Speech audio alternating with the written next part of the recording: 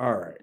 What's up, world? It's another episode of The Sweet Science. And I'm your host, the one and only Pop DBICD Primetime Capper, national host for Fanatics View and content contributor for Ring TV. So, you know who I got, and none other than the best bantamweight in the world himself, Mr. Raeese Aleem, my man. And you Yo, know, yo, yo. Ruiz since his first fight on Showtime, all that good stuff. And this is my guy right here. Like literally, this is my guy in real life. So shots out, man. And then, man, that victory that you had at Staples Center, signature, brother. But how's everything been with you though lately? Everything's been cool. I just been trying to be low key, just, in my zone, planning for the future. That's all. Well, let's go ahead and jump into it right away because I know the fans I know that it was like an overnight thing for you as well too. I know it didn't go super viral, but fans were watching on FS1 and literally you pitched what they would call in boxing a perfect game. You know what I mean? A perfect fight because you literally swept every card 120, 108.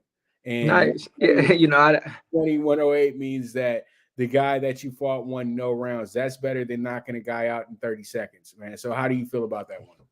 I feel great. I don't watch my fights right away. So I took a little bit to just reminisce. Like, I'm my toughest critic. So although I was getting a lot of praise, I was just going over things in my head, other things that I did wrong or the things that I could have did better. And then I watched the film. It looked good, but there's some takeaways that I can do better. Right. And I think that Plania thought that it was going to be the same fight that he had with Josh Greer. And it was nowhere near being that situation because it seemed, though, that you were much more disciplined and you took him a little bit more seriously. And I tell people all the time that when Raeese fights you, he's going to take you very, very seriously. It's not going to be any time off or anything like that because you don't get thrown guys who are what we like to call victims. They actually throw you guys that they feel like can knock you off your spot, but you're fighting in one of probably the toughest division in boxing. How does that feel? It feels great. I'm fighting top fighters, dogs, and he was a very dangerous fighter. He fights anybody else, he probably wins. He might even stop him. So I just in that fight, I just want to stick to my game plan. It worked out perfectly, and a lot of times in boxing that doesn't happen. But I stayed disciplined and to be in the bantamweight division with so many great fighters and to be at the top of the food chain feels amazing. And then you know who I got to talk about. It looks like he's running though right now. He's trying to run up to 126 right now, but we've had our talks and everything like that. How do you feel about Stephen Fulton now being a rock star type boxer because he does have a lot of belts now and everything like that? And do you feel like he got to stop ducking you? Yeah, well, I'm the guy to fight in the bantamweight division. Like I believe I win the fight. I think it would be a great fight for the sport, great fight for the fans, and you would see something different. Like to me, he runs and he holds a lot. He's a great fighter. You take away his jab, he's average. With his jab, he's a great fighter. He's a solidified world champion. Can't take anything from him. He earned that, and that's good for him. But we step in the ring, I'd take his O for sure. And how do you feel about Anoy? You know, Anoy gets all this praise. He's the monster, all this good stuff. But he has some issues with Nonito Donaire. And I would say that would you think he would have the same issues or beyond with you? Well, so some takeaways or things that go through my mind is out of all of his fights, he's pretty much dominated all of his fights, kind of like me. But he fought a future Hall of Famer and Nonito Donaire the first time they fought. Nonito has a lot of experience, and that was a close fight. Nonito doesn't get dropped. Shit, who knows what happens? But he's a great fighter. He fights at the 118 division. So I mean, he moves up to 22. The monster, the beast, stepping in the ring. It's very possible. I would love that fight. I'm in the sport because I want to fight the best. I want to beat the best. He's also considered one of the best. He has a unification fight coming up. So yeah, I mean, I'm just able to do so many things in the ring that I think that would give him trouble. And I also have a lot of experience, and I have a high boxing IQ also. So would you go to Japan for the fight? I would. I mean, I don't think Fulton would go to Japan to fight him in his backyard when, he's not the star out there. He's the superstar out there, and I have no problem going to hostile territory to take what I believe is mine. And you know that, and that check will be right too if you go over to Japan. Well, I mean, it would have to be. It would have to be, and you know, they say you can't leave it into the judge's hands, but kind of like Plania, he's an extremely tough fighter, so it's like the chances you would want to take, you have to minimize those chances, even though you're in his backyard. Yeah, so it's part of boxing. All right, so the 122 division, it sounds like Fulton's possibly trying to move up to 126 because they're talking about a Ray Vargas fight and everything. Now, if one of these belts drop, because you're in position for the WBO or the WBA, if one of these drop and you get the opportunity, would you think that it would be sometime early in 2023 or later on in 2023? Later on, I'd assume like mid 2023, like anytime after, let me see, probably about May. I mean, you got to think like if the monster moves up, it's probably me and him fighting, for the title. There'll be two vacant belts. It'd probably be me and him going at it. But I can't see that happening in January, February. So I'm assuming April, May. And what do you think will get you back in the ring? Well, all I need is a fight date. You know what I'm saying? Like the grind never stops. It's just the intensity amplifies. That's all.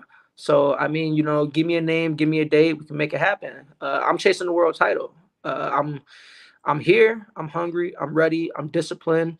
It's just, there's been other guys who've got the opportunity before me, but I'm at a time in my career and my life to where I'm ready for it all.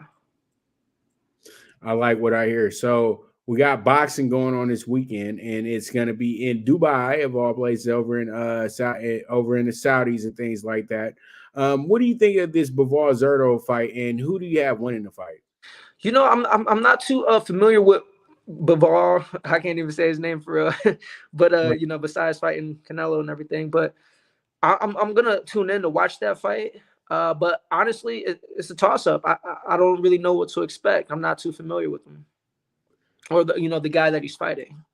Right. Well, yeah, because guys have sat up in here and they fought for years. They got 44 wins on their resume, but still, it's like, who did you fight on that resume? So that's a lot. That's the big question. I think a lot of people are hyping up this fight because the guy is pretty big and he's Mexican. So it's going to be some hype behind it. And Golden Boy only has so many stars nowadays, so they're gonna play it up to where, okay, hopefully we can get the guy that beat Canelo, and then maybe we can go ahead and try to beat Canelo with this guy. And I think that's the motive that they have going in that spot. Do you think that's something that they're kind of plotting on if Zurdo is lucky? I mean, well, not lucky, but if Zurdo wins, I'm sorry. Oh yeah, 100%.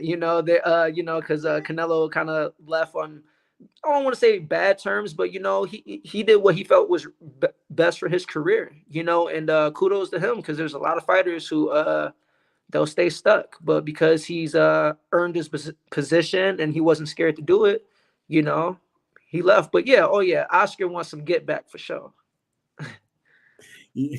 All right, so we have that fight, and then we have a fight that I'm waiting on the actual press conference that confirms the fight.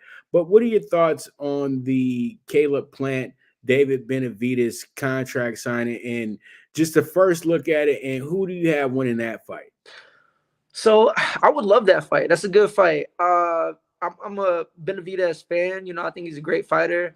Caleb, I think he's a good fighter also. I think Benavidez wins that fight. Caleb, he has to go out there and box. Benavidez has to be aggressive, but he's long, he's strong. That fight might not go the distance. Plant put on a great performance against his last fight, Durrell. And he stopped him, which I thought that fight was going to go the distance. I thought Caleb would win, but I thought it'd be on points. So that it's going to be a great fight. Hopefully it happens. It'd be great for the sport. And I got Benavidez winning that fight. Well, I'm gonna keep it real. I truly do think I'm gonna say, because I have you here, Benavidez is the power of the fight, and the skills of the fight is gonna be Plant.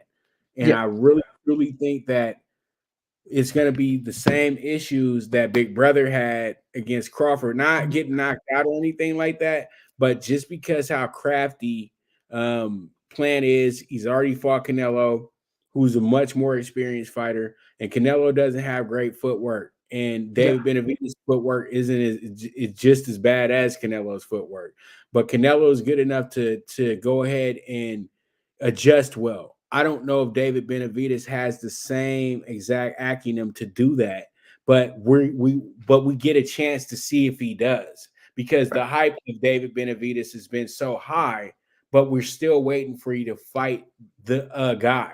And Caleb Plant is a guy. So we got it. It's going to be a great fight, but we would love for the fight to be for some belts. But at this point right now, it's really not about belts. It's just about good matchmaking, in my opinion. And I think that this fight puts PBC and wherever they're going to be taking the broadcast to in a good position to start the year off. I think that's absolutely incredible. And hopefully we can try to get you on that card as well too. Oh, that'd be amazing. Fight on another big card for sure. Right. And like I agree with everything you said. The power is on Benavidez's side, but the skill is on Plant's. Should be a great fight. I hope it happens. It'd be great for the sport. And then that's the thing. Those big fights can happen without belts being on the line, because that's still going to put you right there. Right. Right. And we'll know it's going to be a pay-per-view. We know that for sure, because Caleb Plant has already been on pay-per-view. See, when you're already on pay-per-view, a lot of times they'll go ahead and that warrants them to go ahead and do another pay-per-view with an in-demand boxer. And I think that works out very well. Your thoughts on Charlo Tszyu at 154? Who do you have winning that fight? I mean, I'm a big Charlo fan, so I'm gonna rock with Charlo. I think he gets the win. Again, I think it goes the distance. I don't think anybody gets stopped, but I think Charlo wins that fight. And you know what? I just think that we're not going to get the same scenario that Tim's dad got against Zab Judah. That was a different type of animal. Zab Judah was a little immature at the time and was really not focused in that night. But that doesn't matter, because Kostadzu still hit him with a good shot, to end the fight. Really, the shot was literally it really shouldn't hurt you, but that's how good he was at the time. And I think that after what happened in Tszyu's last fight, it kind of shows that he's not all the way ready for a Charlo. And Charlo it was blood and guts versus Castano both times. And Castano is a hell of a fighter, and he put Castano out. So I think that at the end of the day, we know that Charlo is the man at 154, and I think that will be pretty much his exit from 154 as well too. I think okay. All right. I mean, hey, yeah. I feel you. I mean, you're making a lot of sense right now. I hope so. You know what I mean? Because I don't want to come off as I see a lot of other boxing talking heads, and they really try to get personal about things. And you shouldn't be so personal in this business, because at the end of the day, it's always new flavors of the week and everything like that. It's always somebody that's going to be that catch your eye and all that good stuff. And I don't think that you should have to, campaign for just one guy. Boxing has so many great fighters and everything like that. And I think that, and it brings up my next question. What are your thoughts on the constant back and forth with Errol Spence and Bud Crawford? And why can't we make this fight happen? And just from the boxer's point of view. Honestly, I think both of them want the fight, but part of them don't. You know what I'm saying? Like, it's like, oh yeah, like I want this fight, but I really don't. I don't, it's too much of a risk. It's this, is that. And I think that's what both guys are saying. Because, if we're in talks for a mega fight, and we're talking, we're going to split it 50-50, but then we're going to dig into it and cut hairs and see where this is going, where that's going. You know, Crawford has this problem, Spence has his problems, and it's like, yo, if y'all want to fight, like, let's make this shit happen. But like, y'all, honestly, y'all just sounding like some bitches, and then going back and forth for what? Like, talk. It just, I don't get it. I mean, business is business. I understand business, so take your feelings out of it. Put the pen to paper, and let's really make it happen.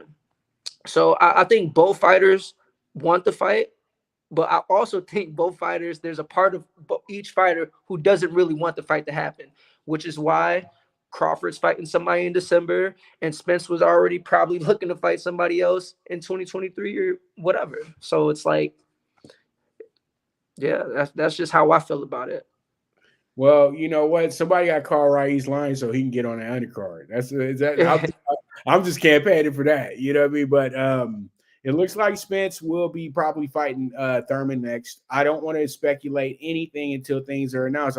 I just don't want to do that anymore because we had this issue with Fury and AJ where we thought we had a fight, and then we found out we didn't have a fight. Yeah. And as we talk about Fury, what do you think about Fury's fight with Chisora? Do you think that he's kind of ducking the reality of the situation? There's so many great heavyweights that he could fight, but why would he choose Chisora?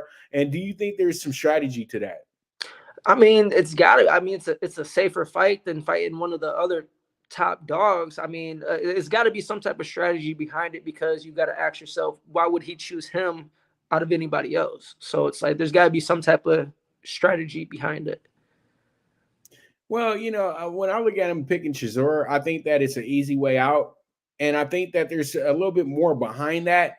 And I know that it's going to be a big, you know, wink, wink, you know, it's going to be a big victory for the Brits and everything like that if they see him really embarrass Chisora. You know what I mean? So it's like they kind of did with Wilder as well, too. Because I respect everything that Fury's doing, but he's not the greatest heavyweight that I've ever seen in my life. And I will give you this.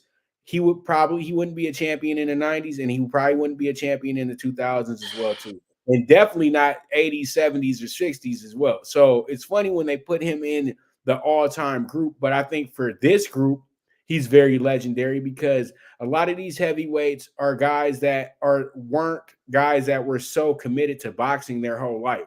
A lot of the guys that were heavyweights back in the day, they had great amateur backgrounds. They were Olympians, things like that. And it's just, you don't get that anymore on the U.S. side of heavyweights. You get a guy who's like, I was a former running back and now I'm boxing. You know what I mean? You get a lot of those. You know what I mean? A lot of those, I used to be a bouncer. And so I think when the U.S. heavyweight returns to the scene, you know, the big baby Andersons of the world. And I'm trying to think of the other heavyweight that is really, really good right now as well, too. It in the U.S. I can only think about Big Baby Anderson at this moment, but I think once we get more of those guys in the mix, it's going to be much better for the heavyweight division. And that means it's going to be much better for boxing as well, too. Yeah. I feel that. You know, kind of like you said, a lot of people, you know, ex-football players, bouncers, whatever. But, you know, it's easier to come from that type of background in the heavyweight division because you just got to be able to hit. You know, you learn the basics, be able to hit. I mean, Wilder's not the best boxer, but he's a hitter, you know. He's a fighter. Right. And see, that's the thing about the heavyweight division. The heavyweight division is really sucks when it has to be decided by the judges. And that's why Wilder gets pay-per-views. That's why Wilder gets $20 million guaranteed because he delivers knockouts just like Mike Tyson did, just like Canelo did for a time. And the knockout is the highlight reel. It's the home run. So if you hit a lot of home runs, everybody's going to show up to the park. But if you hit a lot of singles, that's where you be like, well, he's skillful, but, you know, the guy couldn't sell himself out of a paper bag. So, you know, since we're talking heavyweights, who do you have in this fight right now? It's ordered by the WBC, but that doesn't necessarily mean it's going to happen. But Wilder versus Ruiz, who do you have winning that one? And which round does the knockout happen in? Yeah, I think Wilder wins that fight. Ruiz, you know, good fighter. No defense. You know, he's just right there to be hit. You know, he tries to have a little burst here and there, but I'd say the knockout. I wouldn't be surprised if the knockout came semi early. You know, fourth to sixth round. I think it happens in 6 or less. Hey, I like that. I like that. See, I'm just trying to figure out what bet I got to put down in Vegas because it's not going 12 and it ain't even going 10 if they have that fight. Now, Right. my question to you is this: do you feel that when it comes to your skill level, you could, if possible, or if it was right, a title shot, could you be able to move up to say 126 and be able to do the same damage that you're doing at 122? I believe so. Yeah, you know, I believe my power would transfer over, and that's the thing. You know, I think I can compete at an extremely high level at 126 and win the title. I think I could also do it at 30. See, like the heart, the skills, the will, it's all there. It just comes down to, can I knock out the elite guys? And then can I take the elite power at those divisions? That's all it comes down to. I mean, like, in my mind, I have a hell of a chin. I mean, I don't see why not. The goal is to win it at 22, defend it, and then move up and fight for another world title, and then move up to fight for another world title. You know, so like that's always been the goal. Like, I'm not gonna end my career at 22, but I gotta win it at 22 first. Gotcha. All right, let's talk a little sports, man. Michigan man, but you live in Vegas now. What are your thoughts on the Raiders? Do you think the Raiders get this thing together? Because we don't have to Man, talk about the Lions. The Lions are already the Lions. You know yeah, that. yeah. You know, if you've never watched football before, you want to see some crazy shit, watch the Lions. You'll see Right, something that's never happened before. right. The Raiders, man, no, so they can't turn it around. And honestly, on the business side, don't even turn it around. There's gonna be a great NFL draft coming up, and they need to get rid of Carr. I mean, it's a new offensive, or it's a new coach, and what Josh McDaniels, I think his name is. Um, but yeah, I don't know. They might fire him after after this year. He might be one and done. But I say Right. keep the coach, get an actual quarterback, and start rebuilding. All right. So how about your Detroit Rock City basketball right now? It looks like they got some good young talent over there. Are you excited about guys like Duran and the other rookie that they got, top 10 guy as well too? They got a lot of young steady players there. Do you think Detroit does something in the next 2 to 3 years? The Pistons.